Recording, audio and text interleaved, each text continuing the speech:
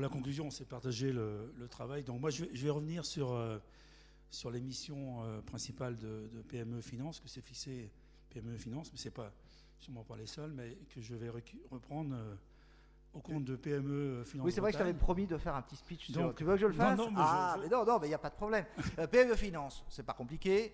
C'est des entrepreneurs et des financiers à parts égales, avec un petit pouillème réservé aux autres professions reliées au financement des PME, les avocats, les leveurs de fonds. Il y avait même un journaliste qu'ils ont balancé président et qui du coup est de moins en moins journaliste. C'est 3 choses. C'est un observatoire, pour l'instant national, mais qu'on essaye de porter en région en partenariat avec Altares. Et donc c'est, on va dire, un lieu d'analyse économique qui comprend 4 à 5 personnes selon les stages, mais qui est dirigé par une économiste professionnelle et qui produit 3 études par an sur des nouvelles formes de financement. Fin novembre, on sortira le capital investissement d'entreprise, la 2e édition, donc le Corporate Venture, et qui édite une note de conjoncture régulière sur la santé des PME, secteur par secteur, région par région, qui est les what's hot and what's not, comme on dit en bon français. C'est une 60aine d'événements cette année de partage d'expériences entre entrepreneurs sur les bonnes manières de se financer, un peu ce qu'on a fait avec beaucoup d'ambition et grâce au soutien de la région et du Crédit Mutuel cette fois-ci. Donc une manière pour les entrepreneurs de voir comment évoluent les règles du jeu de leur financement et comment donc financer leurs projets.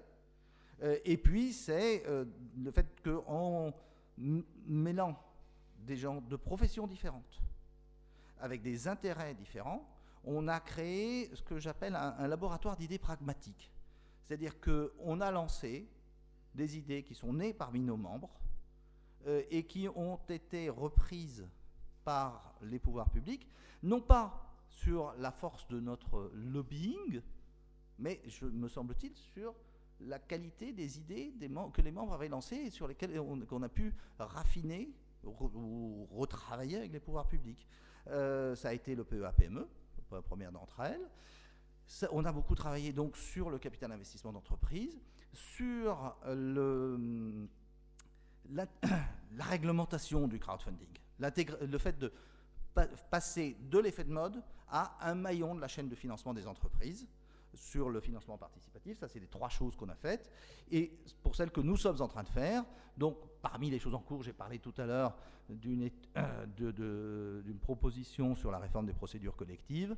Et c'est vrai que l'idée que tu as lancée tout à l'heure toi avec Vincent Marcaté et d'autres, sur la fertilisation croisée du numérique et spécifiquement le financement des investissements numériques qui touchent tous les entrepreneurs, quel que soit leur secteur, est un autre sujet sur lequel nous commençons à travailler et pour lequel clairement nous avons besoin de votre aide, mesdames et messieurs. Voilà, François-Xavier. Moi je crois que j'ai plus rien à dire après ce que tu c'est gentil, merci, t'as voulu. Ouais, mais... Non, je voulais juste rajouter, la Bretagne, bon, ça a été dit ce matin, c'est une des 4 ou 5 régions industrielles, les plus fortes régions industrielles en France. Donc il y a vraiment un tissu économique qu'il faut faire vivre. Et on peut appliquer effectivement directement tout ce qui est tout ce qu'a dit Jean à partir de PME Finance au niveau national, on peut le faire au niveau régional. Et en particulier, faire ressortir les succès des entreprises. Il y a des succès, évidemment, on met toujours en avant les succès, mais effectivement, il n'y a pas que des succès. Donc, il faut chercher à analyser toutes les raisons des succès et des insuccès et les communiquer pour que ça se passe mieux pour tout le monde par la suite. Et vis-à-vis des pouvoirs publics, je pense que c'est aussi important, on l'a noté pendant cette matinée également, donc... qu'il y avait peut-être des choses à faire, particulièrement dans le domaine des gens qui sont autour de la mer. Il y a des soucis, il y a des réglementations qu'il faut peut-être parler au niveau régional de ça. Et également, on a parlé de transport, les aéroports, etc. Donc tout ça, c'est des choses sur lesquelles on va sûrement revenir très prochainement. et également pas uniquement qu'à Rennes. Hein.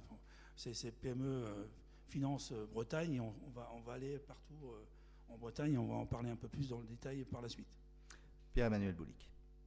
Oui, donc en quelques mots sur PME Finance Bretagne, il y a beaucoup de choses qu'on va faire. Ce qu'on voulait faire dans un premier temps lors de ce petit point, c'est peut-être de mettre en avant certains éléments dont on a discuté en cette matinée. Moi, je voudrais déjà dire que par rapport à tout ce qu'on entend dans les médias et les problématiques mondiales très fortes, politiques, économiques, militaires, humaines, etc., moi, c'était beaucoup d'espoir ce matin, beaucoup d'espoir, beaucoup de vitalité aussi dans les PME bretonnes notamment. Donc moi, ça m'a donné beaucoup d'envie. J'ai noté pas mal de choses positives, notamment un écosystème quand même qui est extrêmement développé en Bretagne dans le financement, que ce soit avec les acteurs bancaires historiques, le financement aussi en capital. Donc on a vraiment quelque chose de bien structuré à tout niveau, à la fois pour les plus jeunes entreprises et les PME les plus importantes. Beaucoup d'innovation, beaucoup de potentiel, des entrepreneurs, on a vu ce matin beaucoup d'entre eux qui sont très motivés, très déterminés. Ça fait beaucoup de baume au cœur, beaucoup de plaisir aussi, et la volonté de travailler en réseau et d'échanger énormément, qui est un point également extrêmement important. Donc tout ça, c'était des éléments positifs. Alors on a vu aussi un certain nombre de points à améliorer, hein, comme partout, indépendamment des éléments notamment sur lesquels on compte aussi sur les pouvoirs publics, on l'a mentionné à plusieurs reprises, non pas entre guillemets uniquement pour l'argent public, mais surtout et également pour essayer de lever les freins, de lever les contraintes. De plus en plus, c'est important. Il y a beaucoup de choses qui contraignent aujourd'hui les entrepreneurs et les entreprises en France. Donc c'est important que les pouvoirs publics aident aussi les entrepreneurs, et en particulier les entrepreneurs bretons là-dessus. Ne serait-ce que un des éléments qu'on a cité ce matin, c'était les transports. Donc transport, faciliter les choses pour aller sur Paris plus régulièrement, dans n'importe quelle ville française également, et puis également à l'international. Donc le TGV, les avions, ce serait bien de faire vraiment des choses intéressantes aussi sur la Bretagne, et y compris sur l'ouest de la Bretagne, sur Brest notamment. Deuxième élément peut-être à améliorer, c'est vraiment faciliter tout ce qui est information. Donc ça, c'est vraiment un élément important. Comment est-ce qu'on peut... il y a beaucoup de choses qui existent, on l'a discuté tout à l'heure, beaucoup d'instruments, mais qui ne sont pas forcément connus des entrepreneurs.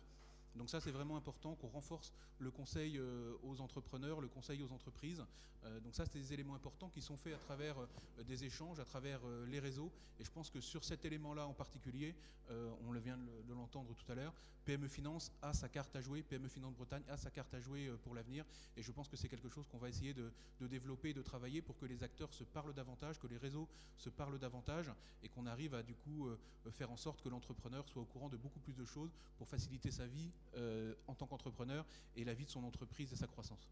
Je n'ai à rajouter à cela que l'importance pour nous de l'autonomie alors c'est pas exactement des associations régionales, on appelle ça des chapitres chez nous. Il y en a 4 constitués, celui de la Bretagne est le 4e. Je vous ferai le bulletin paroissial tout à l'heure. Mais en gros, tout ceci pour dire, Guillaume, que tu n'as le droit de parole maintenant et ici que parce que tu parles au nom d'un Breton qui malheureusement est malade. Guillaume Doré. Je ne fais que paraphraser mon associé qui effectivement est souffrant au fond de son lit et n'a pas pu venir ce matin. Moi, je voulais juste ajouter un point à Pierre-Emmanuel, c'est que j'ai noté une grande volonté, un état d'esprit qui est assez impressionnant.